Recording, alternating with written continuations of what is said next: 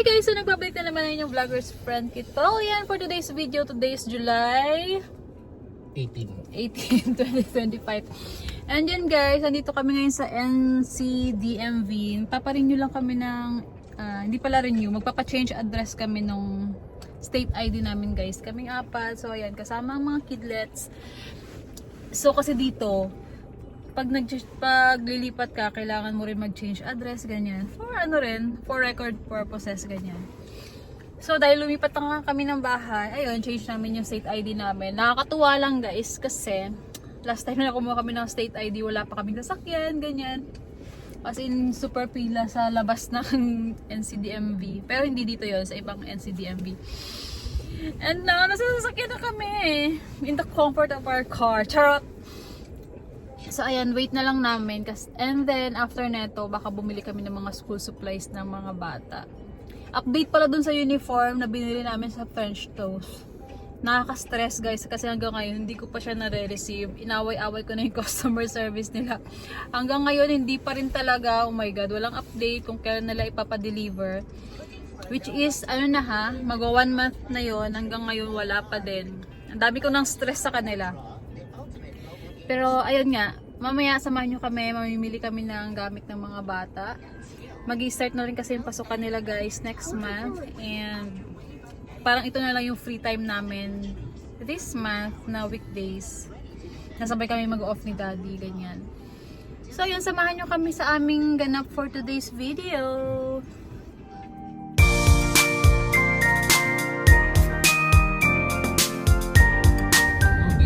Tapos rin kami magpa-change address dun sa DMV.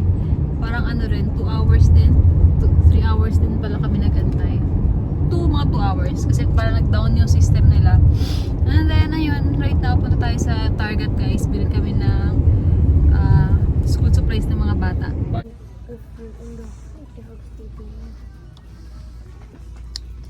So, ayan, namimili sila.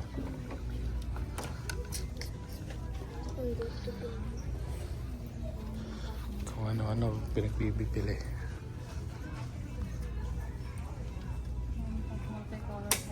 Okay lang kayo guys. Maraming bilihin. Marami raw bilihin. Wow. 1 pack pencil cup razors, pink pen eraser. Hirap kasi dito. Di tulad na national, madali lang dito. Hahanapin mo talaga.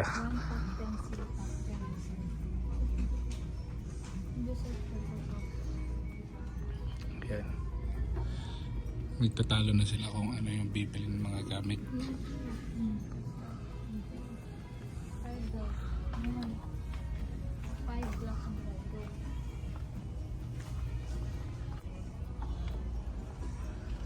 Ayan naman si Lupi. Baryong na baryong. Lobat kasi yung iPad niya. Ayan. I played the game and it's still open. Oh, it's still open? Alright. 10%. 10% na lang daw. So, ayun. Ngayon naman, hanap siya ng mga lunchbox para naman sa mga bata. Mga mahal na mga gusto nila. Mahal, oh. Si Lupi, yung tama mga bluey lang, okay na siya. Yung isa medyo dalaga na, iba na yung mga gusto. Pakita ko lang sa inyo mga wala sa mga naghahanap.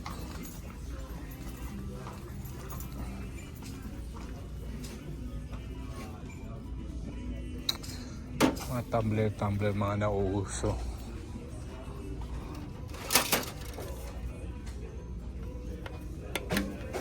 Shala.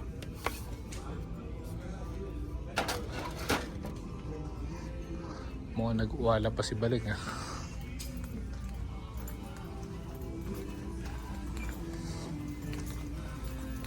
Ano? Ano ko na stress. Kaya pa? Kaya pa ba ng budget?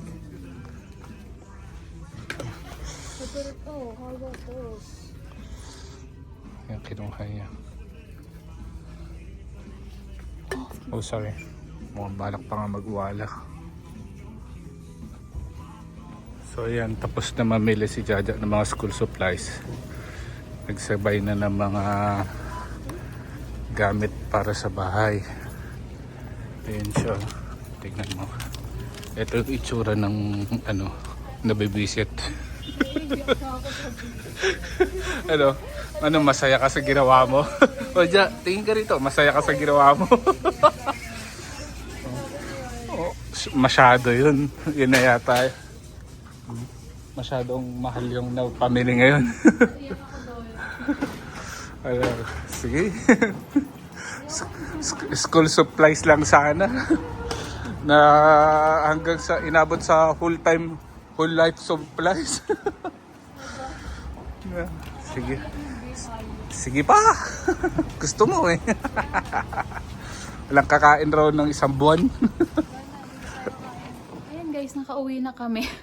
Hindi ko na na-video yung mga pinaggagawa namin kanina sa Target kasi ewan ko, ang dami naming ganap, ang dami naming binili para sa mga bata.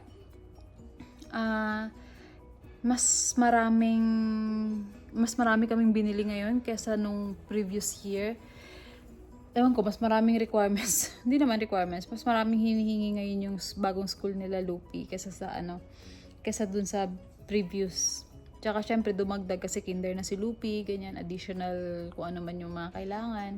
And then hindi ko na video talaga lahat kasi na-stress lang ako sa mga nagastos namin. Na-stress na nagastos eh. Kasi bukod sa guys, bukod sa mga school supplies na kailangan nila, bumili rin kami ng mga dagdag na gamit dito sa bahay para talagang namin ma-personalize. I-personalize yan. Bumili rin kami ng tray kanina, dumaan kami ng gamings. Tawabo kasi Lupi. So ayun, bumili nga kami ng mga extrang gamit dito sa bahay. Hindi naman sobrang dami, parang carpet lang naman yung binili namin, tsaka yung wall decor. Kasi pinalitan ko na yung wall decor dito sa sala. And ayun, yung karamihan talaga, yung school supplies ng mga bata, which is talaga, na-stress na lang ako kapag naisip ko kung nakamagkano kami. So update sa bahay after 16 days guys. 16 days, tama, kasi 18 ngayon. Ayan, July 2 kami nandito. After 16 days, ito update natin sa bahay. Nakita nyo naman na yung sala, diba? Ay, yung sala, yung sofa na binili. Then ito yung binili namin kanina sa Target na rug or area rug, ganyan. Then yan, yung wall decor. Yan, sa sa sala. Hindi kami nakabili ng, gusto ko kasi talaga dito, yung malaking arc na mirror, kaya lang wala kaming makita doon. Next time siguro. So dyan ko nilipat ni Daddy yung pailaw niya dyan, pailaw namin. Yan, same pa rin naman. Ayan pa yung gamit namin kanina guys. Oh, hanggang ngayon di ko pa naayos. Ito yung binili naming backpack ng dalawa. Ito kay Lupi, ito kay ate, tapos nandito na rin yung mga pinamili niyang mga gamit guys. Tingnan natin, isa-isahin natin siya. So ito yung mga pinamiling ito yung kay Ate Baleng. Jansport din yung previous bag niya. Kaya lang ewan ko bakit pumili na naman siya. So ito yung kinuha niya. Meron sila ditong D-ring ang tawag nila dito. 3 na ganyan. Tapos yun na natin dito. Medyo marami yung nabili natin kay Ate Baleng kasi ito, mas maraming requirements sila ate. Kasi grade 7 na. Akin yan, that's mine. Ito, clipboard. Ayan. Then, nag-request kasama din tong 4. Ano ba tawag dito? Basta ganyan to. May color coding din. Yellow, red, green, tsaka blue. Bumili rin kami na index dividers. Headset kasi dito sila meron silang meron silang Chromebook, may like nung last year meron binibigay yung school na Chromebook, then kailangan nila ng headset. Libre yun pero binabalik yun at the end of the school year. So ayan, kailangan niya ng headset for the Chromebook. Then ito bago, ngayon ko lang to nakita na pinabili, unlike last year walang ganito. Composition book, yung graph, yung may graph, yung mga ganyan. Then, bumili rin kami ng composition notebook, 5 pieces. Kasi sabi doon, 5 daw. Ito, wala silang Mongol dito. Kung sa Philippines, Mongol yung mga pencil. Dito, meron naman silang Ticonderoga. Parang ito yung Mongol nila doon. Dito, feeling ko lang. Ito. Then, dry erase. Ayan, kasi dry erase. Ayan, kasi meron silang clipboard or, ewan ko, clipboard sabi eh. Then, dry erase, tsaka eraser, and whiteboard eraser, whiteboard care, parang ganyan. Then, ito, yung scientific calculator, guys. Meron kaming nakita doon. Actually, hindi ito yung preferred ng school. Pero sabi ni ate, pwede na daw to. Ang preferred nila is TX ba yun? TK90. Basta may sobrang mahal na sa $150, guys. Eh, ano yun? Parang may graph na. Parang ngayon ko nga lang nakita yung ganun scientific calculator. As in, feeling ko pang college na yung ganun. So, ito yung binili namin. Sabi ni ate, pwede na daw to. So, ayan. Ruler. Then, highlighter. Ang dami niya, di ba? Sanitizer for personal hygiene. Then, hindi na sila crayon. Colored pencils na yung pinapabili sa kanila, guys. Then, index cards. Ano pa? Ano ba to? Another index cards. Ayun, 600 pieces na index cards. Yung, yung ni-required sa kanila. So, ewan ko kung saan nila gagamitin yung 600 pieces na index cards. Then, eraser. Tsaka, ang dami. Ito. Yung whiteout, ganyan. Tapos, post-it. Bukod sa post-it, meron pa silang page markers na pinabili sa kanila. Ang dami ng mga requirements. Then, bond paper, tsaka pencil, scissors. Bumili rin kami ng panibagong tumbler ni ate. Tsaka, itong baonan. Yan. Bend go ulit, pero parang stainless na siya sa loob. Tingnan natin yung loob, guys.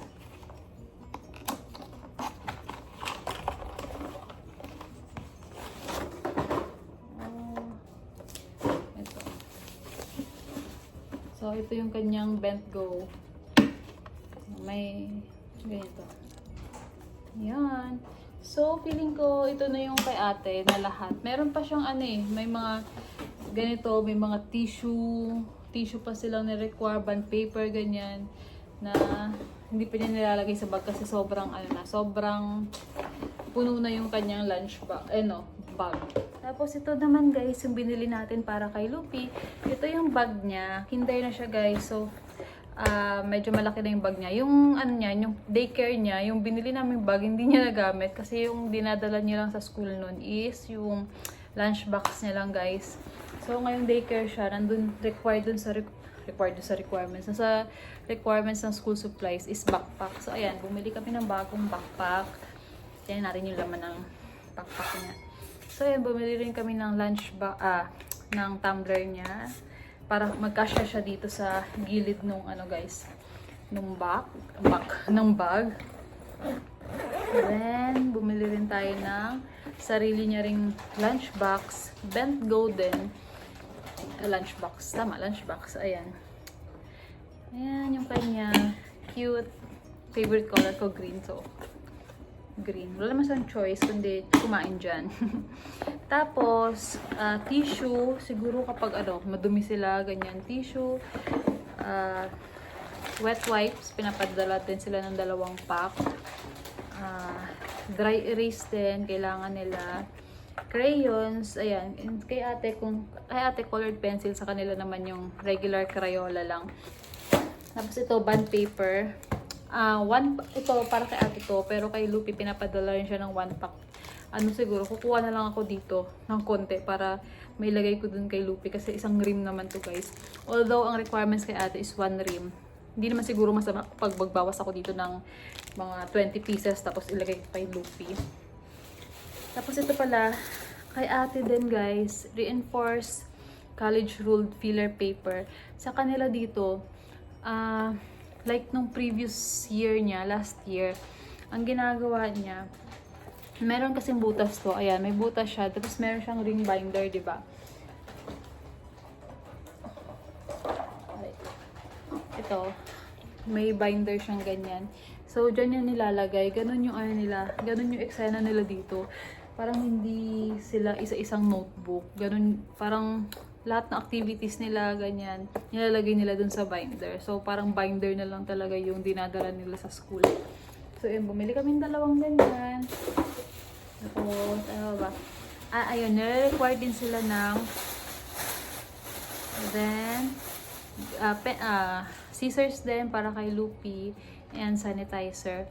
Then, pinapadala rin sila ng paper towel na 2-rolled thick paper towel. Meron na siya na itabi ko na guys kasi hindi naman siya kakasya dito sa bag niya.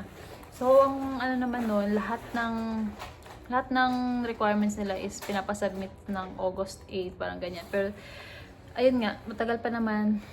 Kaya, at medyo kumpleto naman na yung gamit, hindi pala. Kumpleto naman na yung gamit nila, nandun sa nakalist na requirements nila.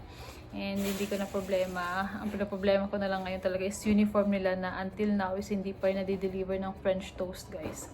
Ang dami kong galit sa French toast, diba? Nakakainis kasi, diba? 1 month na, tapos hanggang ngayon hindi pa rin nadi-deliver. As in, walang update kung ano nagganap dun sa in-order ko. Ewan ko ba, sana pala ano na lang kami. Pumili na lang kami sa store. Ewan ko. Tapusin guys ang vlog na to. Yun ang ating school supplies haul for this year para sa mga gamit ng mga bata. Hopefully mag-last naman to. Hindi na kami bibili siguro muna ngayon ng mga shoes nila kasi meron pa naman silang shoes. Hindi naman maarte yung mga bata sa mga shoes ganyan. Hindi naman sila yung mga nagre-request ng bagong shoes ganyan. Hanggang kaya pa or hanggang sakto pa sa kanila, wala silang reklamo sa ganyan. So, yun lang. Dito ko natatapusin ng vlog na to. Sunod ulit. Thank you for watching this vlog. Bye!